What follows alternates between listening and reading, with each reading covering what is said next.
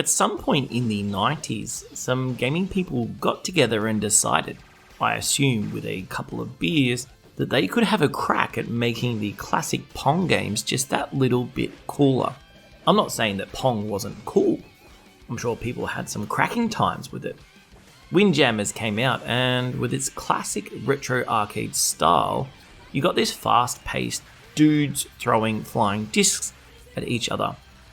Is a flying disc just a frisbee? Looks like a frisbee to me. And now, once again, some 20 or so years later, we have some devs, Dotemu, and they're bringing this classic game back, but with a few little added quirks and additions. That's good news, as I don't know how much I'd be willing to spend on a Neo Geo graphics game just right now. Windjammers 2 is coming out this week on Steam, Xbox, PlayStation and Switch, and I'm going to have a quick look at what you might need to know with this title. If you like the video, click on some buttons. This game is really all about paying respect to the original, with classy levels and character design that gives me that old school Street Fighter kind of vibe, but adding in some more modern style to bring Windjammers 2 into the type of game that you would expect today.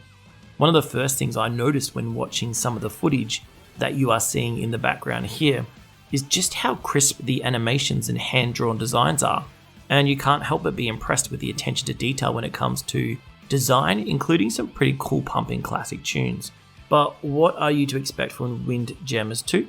Well, PvP, fast-paced, disc-throwing fun that will have you learning how to utilize different moves and special abilities to try and score as many points as you can.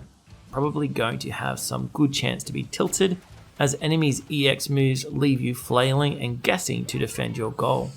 Online multiplayer is obviously something new here, and we've even had a bit of a sneak peek at some minigames that you can unlock by playing through the game.